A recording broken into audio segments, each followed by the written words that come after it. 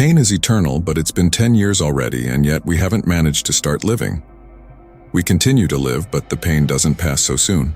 These are the words of Jyoti Singh's mother, a young Indian girl whose fate was tragic and unjust, about the details of which I will tell in today's video.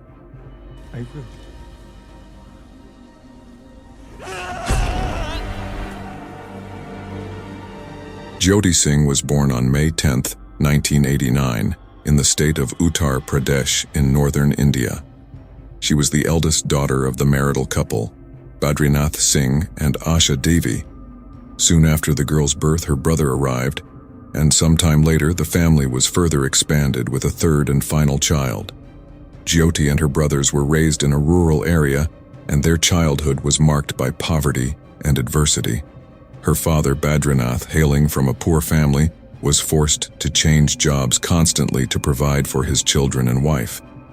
However, one day he decided to change his destiny and, along with his close ones, like many other compatriots, headed to Delhi, the capital of the country. Soon everything unfolded as he had hoped, because the man found employment at the airport as a luggage carrier. Besides the responsibility of providing for his family, his motivation stemmed from a deep yearning from his youth. Financial hardships deprived him of the chance to receive a quality education, and it was this fate that he sought to evade at all costs for his children.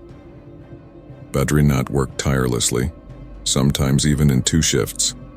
In any case, he never lost sight of his goal: the opportunity to send his children to outstanding educational institutions and thus secure them a good future. He managed to enroll his 3 children in a recently opened public school, and at that moment he realized he was on the right path.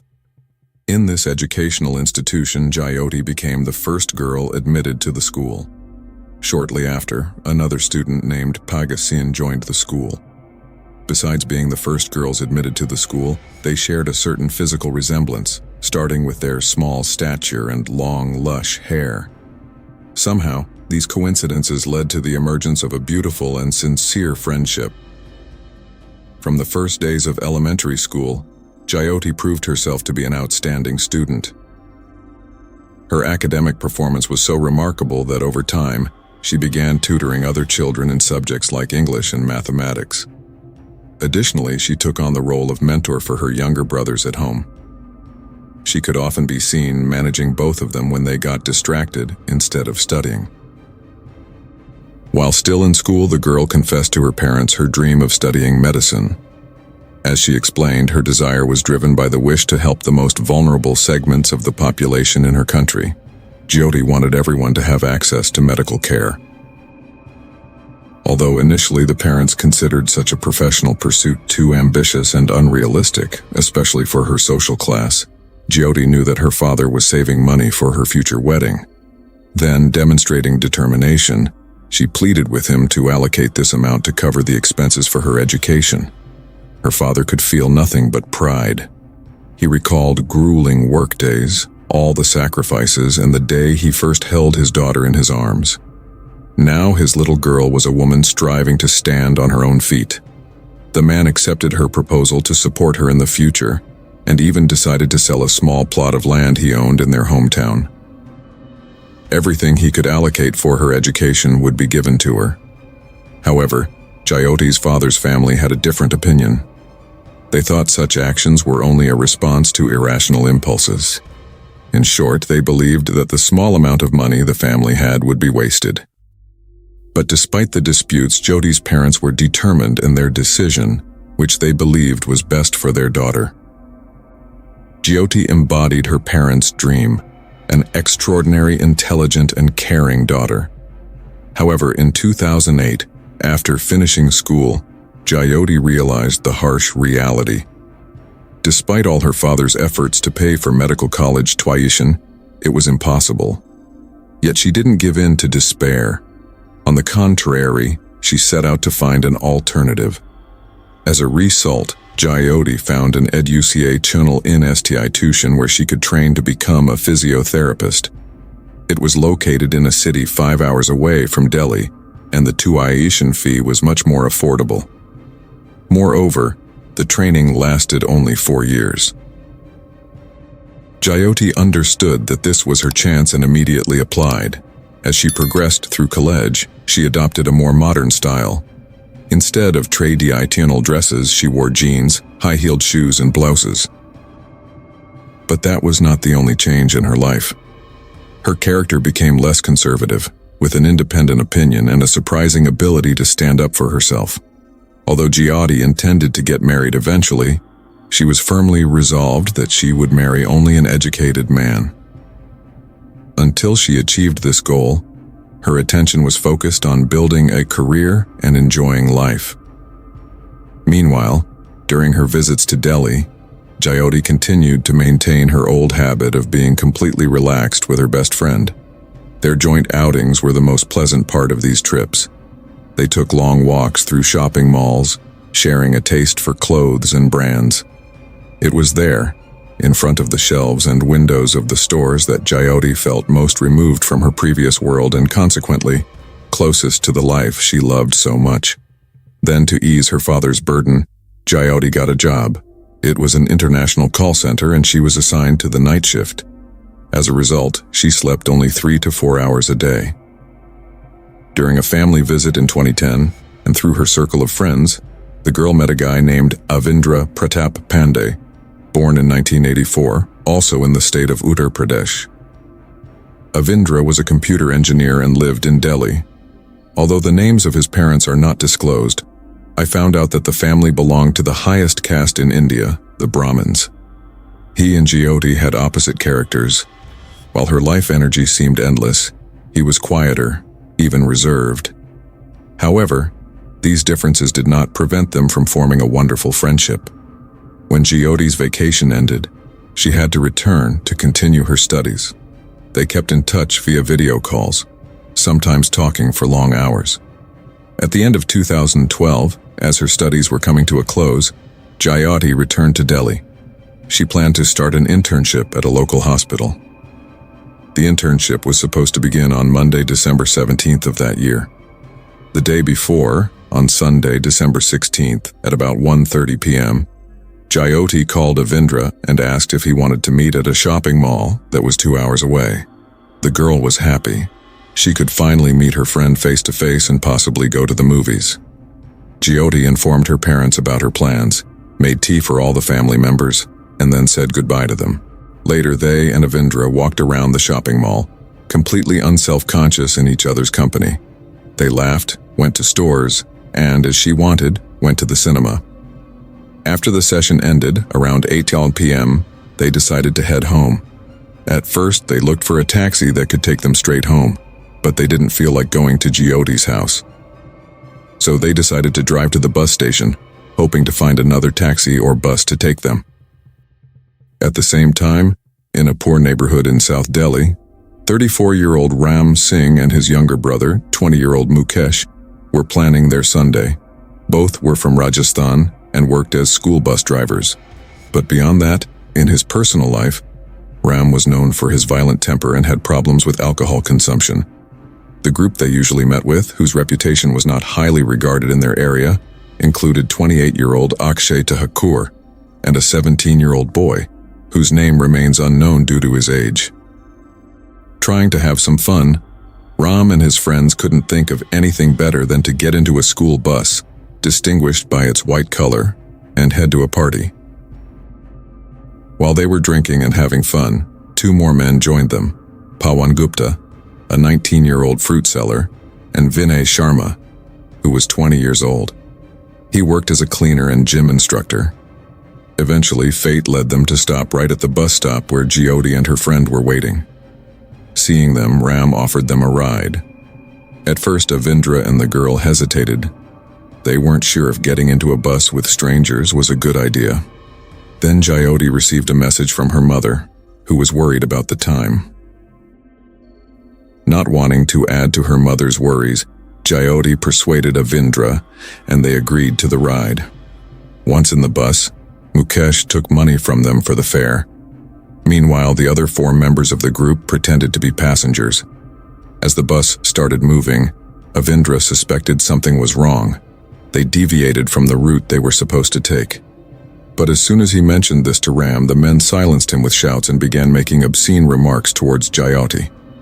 As expected, this caused her friend to protest, and a scuffle ensued. At that moment, Ram turned off the lights in the bus. Then all the men started beating Avindra so severely that he lost consciousness. Next, it was Jyoti's turn. As soon as they dragged her to the back of the bus, they began to beat her mercilessly. The attackers were armed with an iron rod, but that wasn't enough for them. They all took turns assaulting the girl. Jyoti fought back as best she could, even biting them. But unfortunately, she was at a disadvantage. An hour later, Ram stopped the bus and decided to throw the couple out. However, when trying to open the back door, he encountered an obstacle because it was a school bus, which was additionally insured against accidents. So, Ram got back behind the wheel and drove a few more meters. Soon the gang dumped them on the highway, assuming no one would survive. They drove away, leaving the victims naked in the deserted area in the dark night. The bodies lay on the road. Although Jyoti was conscious, her strength had completely left her. Avindra managed to stand up, though it took almost superhuman effort. He was severely injured and started pleading for help from passing cars. For nearly half an hour, no driver stopped to help them until finally, after an agonizing wait, highway workers assisted them. At that moment, the police were called, and both were taken to the hospital where they received medical assistance. Meanwhile, an investigative team arrived on the scene, led by Officer Che Sharma. Avindra told the police details about the distinctive features of the bus.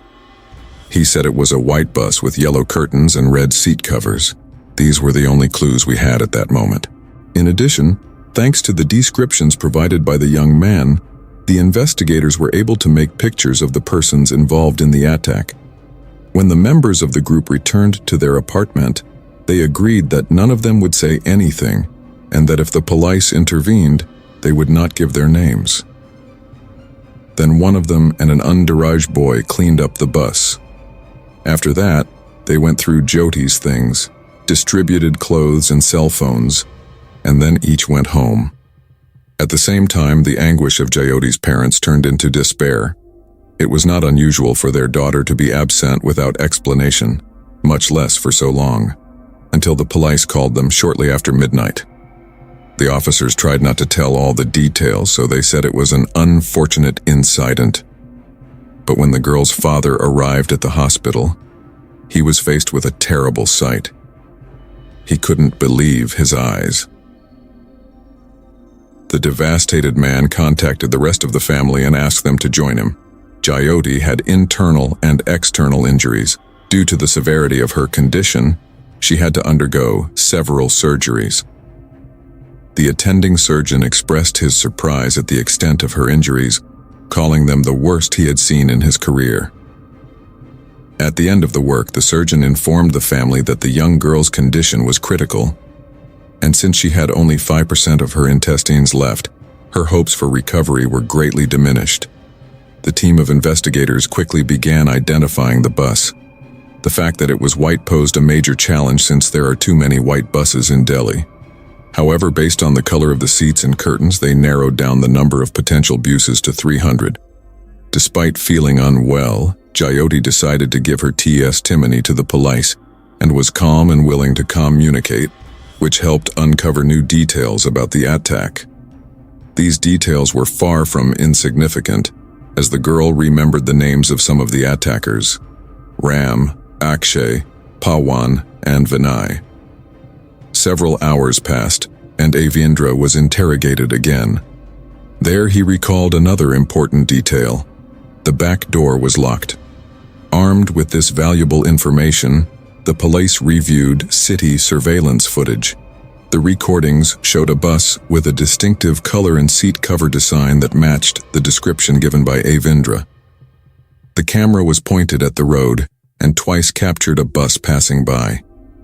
When we showed it to the boy, he said that it might be the same bus and it matched the time of the incident. With all this evidence, on December 18, 2012, the authorities went to the bus stop where Jyoti and Avindra had boarded the vehicle. By questioning several operators at the scene, they confirmed that the bus was used to transport children to a school in South Delhi. However, unfortunately, the drivers of the vehicle were not present at the time. In the afternoon, the police received additional information. It was a bus parked on the outskirts of Delhi, very similar to the one they were tracking. Arriving at the scene, they saw only Ram.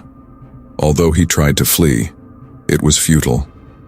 As soon as the suspect was apprehended, the bus was confiscated. Then, to confirm the connection, they showed the bus to Avindra. This moment was horrible for him. All those images of violence suddenly returned, and almost on the brink of losing consciousness, he said that this was the same bus. It remained to find the other perpetrators. To establish their identities, the authorities used a composite sketch. Additionally, text messages were sent to the phones that the attackers had taken from the victims. Since one of them was active, the police were able to determine the whereabouts of Mukesh, who was arrested. Then all the others were detained as well. Later they found blood-stained clothing and an iron rod used as a weapon. On December 18, 2012, Ram, Mukesh, Akshay, Pawan, Vinay, and a juvenile first gave their testimonies in court and confessed to their crimes. As a result, they were placed in QS Toti. Meanwhile, Jyoti's condition was worsening. Despite 4 additional surgeries, she developed numerous complications, including brain injuries, pneumonia, and gastric infections. On December 26, 2012, the government decided to transfer her to another hospital in Singapore, hoping that she would receive better medical care. However, during the 7-hour flight, Jyoti suffered a cardiac arrest, falling into a coma. The doctors did everything they could to revive her, but her condition was too severe. On December 29, 2012, 13 days after the attack, Jyoti passed away, leaving the country paralyzed by the horror of her story. Under strong public pressure, the Chief Justice of India began an expedited trial on January 2, 2013. At this session, the men were formally charged with rape and murder. All 5 faced the death penalty. As for the 6th assailant, since he was a minor, he was charged separately. During the trial on March 11, 2013, Ram died while in prison. On August 31st of the same year, the Juvenile Justice Board sentenced the accused teenager to 3 years of education in a reform school. This decision sparked much controversy. Many, including Jyoti's parents, felt the punishment was not commensurate with his actions and advocated for the teenager to be tried as an adult. After several months of trials and hearings on September 10, 2013, the remaining 4 defendants were found guilty of attempted murder of Avindra, destruction of evidence, rape, and murder of Jyoti Singh. 3 days later, the court sentenced the 4 men to death. Despite several attempts by the convicts to appeal, on March 13, 2014, the sentences were upheld. 3 years after the tragedy, the Delhi court approved the release of the juvenile, who started leading an ostensibly normal life. Since 2017, he has been working as a cook out of town under a new name. Additionally, a non-governmental organization took responsibility for protecting his identity. On March 20, 2020, after prolonged legal proceedings, the execution of the remaining 4 convicts was carried out. This took place in the Delhi prison. While Jyoti's parents celebrated the event, the convicts' parents wept as they watched their loved ones lose their lives. Thanks for watching, friends. What do you think about this story? Share your thoughts in the comments. I'm always interested in your opinions. Subscribe to my channel. There's much more to come. See you next time. Thanks for watching, friends. What do you think about this story? Share your thoughts in the comments. I'm always interested in your opinions. Subscribe to my channel. There's much more to come. See you next time.